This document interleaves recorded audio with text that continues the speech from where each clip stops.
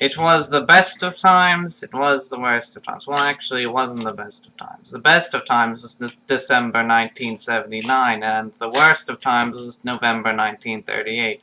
This was sometime in 1775, which is to say it was a pretty good time for some people and a pretty bad time for other people, which quite frankly can be accurately said about any given time period. Great Scott! Lucy, you gotta come back with me to the future! I'm in France! I don't know whether I have an English accent or a French accent, because I was raised in England by a French mother. It's your father, Lucy! Something's gotta be done with your father! He's alive! But don't you see, when the government fades away, so will our troubles. Ah, nonsense. We will always need some armed force to fight off the return of monarchism. That sort of fascist thinking is about to be as dead as you are, comrade. Jacques, how will we fight off the return of monarchism without a federal armed force? When we distribute the guns, that's when the people will begin to self-police, and the public opinion alone will keep them from committing crimes. Madame Defarge? Oui! The oyster has had a fine wristwatch. Great Scott, Dr. Manette! What was jail like? In jail, you only choose between making shoes and watching the TV. The TV that only had Barney and Friends reruns. My father! Oh, look at me. I'm sane again.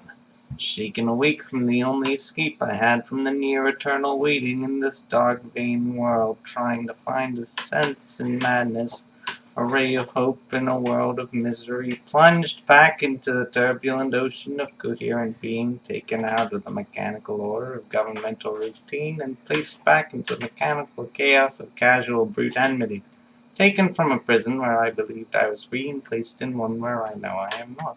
A return to the individual insatiable desires the right mind cannot afford.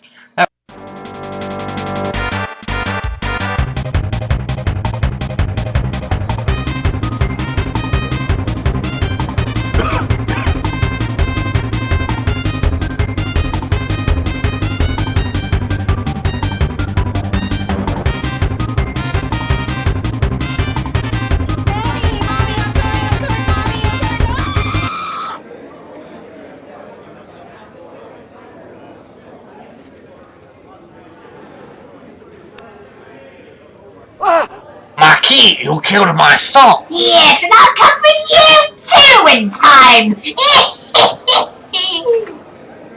And remember, the old adage, no money, no problems! I hate you, Uncle! I'm going to England! We now gather for the trial of one Charles Darnay, who arrived in England on the packet from Calais just recently. Prosecution, your witness.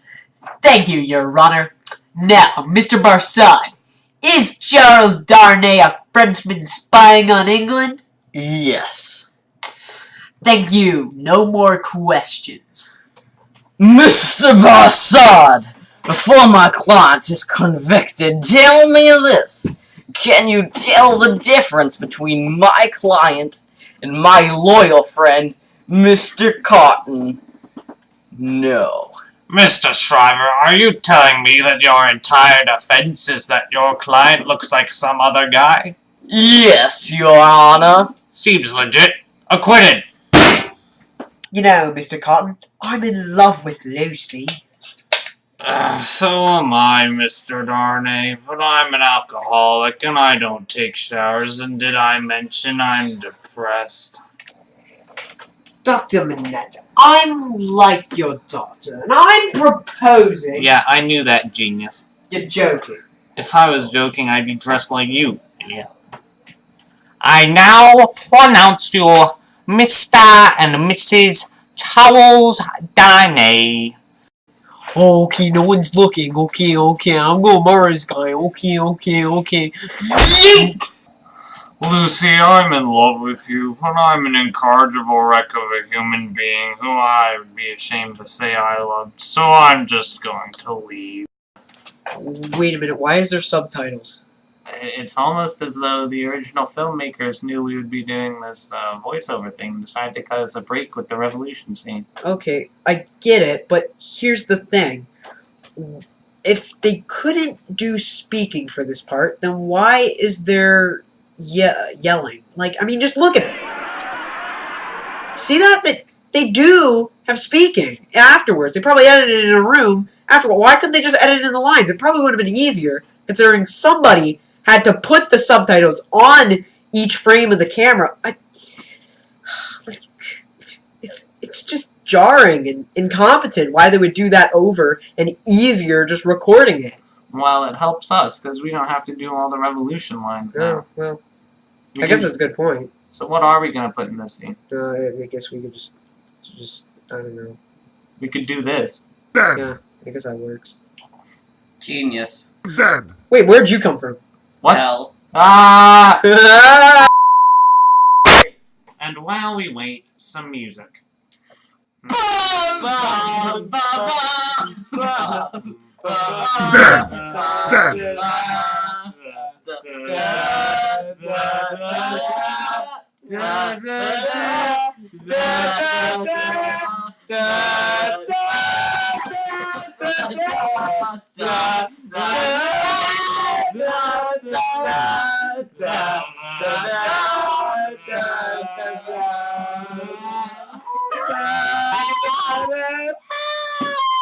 Dear Monsieur, heretofore called the Marquise, help! Bell. Me. I need to make a rescue. Yes, a rescue. We need to go to France to save Darnay, because like the idiot he is, he decided to travel to a country where there is an outstanding warrant on him. Are you serious? No, it's a joke. Two guys walk into a bar. One is about to be killed by revolutionaries, and the other one says, I'm respected in France because I served 18 years in the Bastille before there were spoons to dig tunnels. I'm talking about Darnay and I, in case you were too dull to get even that. I don't get it. Dr. Manette, how could we possibly indemnify you for the cruelties you suffered under the old regime? Sometimes the best gift is the gift of taking my son-in-law, Charles Evremonde, to England and never seeing you again. Not guilty, not guilty. Arrest him! For I bring new evidence! Ooh, no evidence, ooh. Great Scott! We should have left faster! Lucy, now look what's happened! Great doctor, where the sapapa? More oppressed than all by all, the hail hereafter. Your letter have transported me beyond the ignorant present, and I feel now your misery in an instant that met me in the day of work, and I have learned by the perfectest report they had more than one mortal patient. When I burnt in desire to question them further, they made themselves a coach into which I embarked, while I sat rapt with the wonder of it.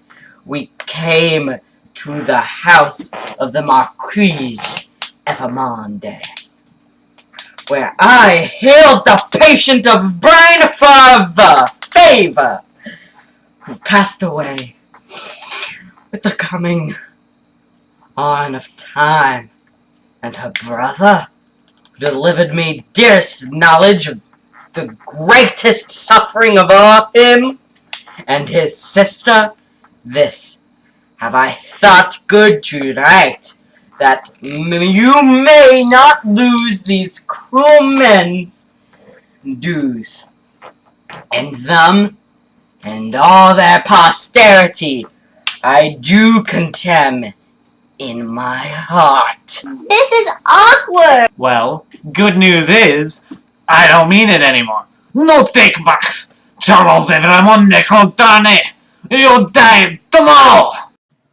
Hey, Mr. Darnay, does this smell like chloroform to you? Wait, what?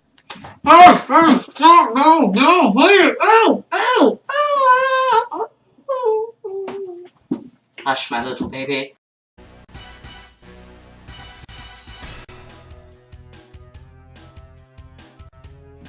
The name's Bassad. Jean Bassad. Oh, another visitor fainted. Yes. The impending demise of his fellow was too much for him. My, this is the third one we've carried out today.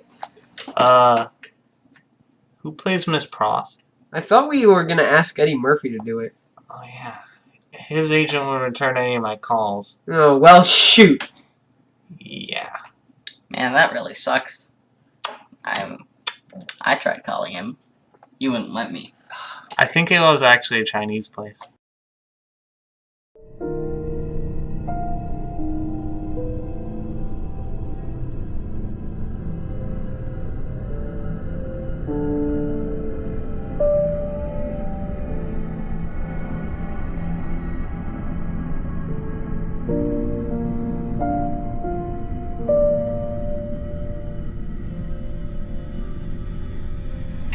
It is a far, far better thing that I do than I have ever done.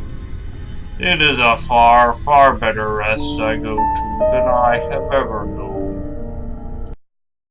Dead! Not a big surprise!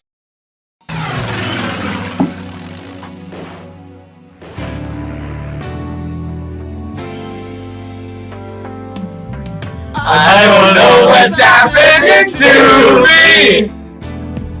I'm getting all the blames for things I didn't do. Can anybody tell me what I did wrong? I'm all alone and I'm so confused.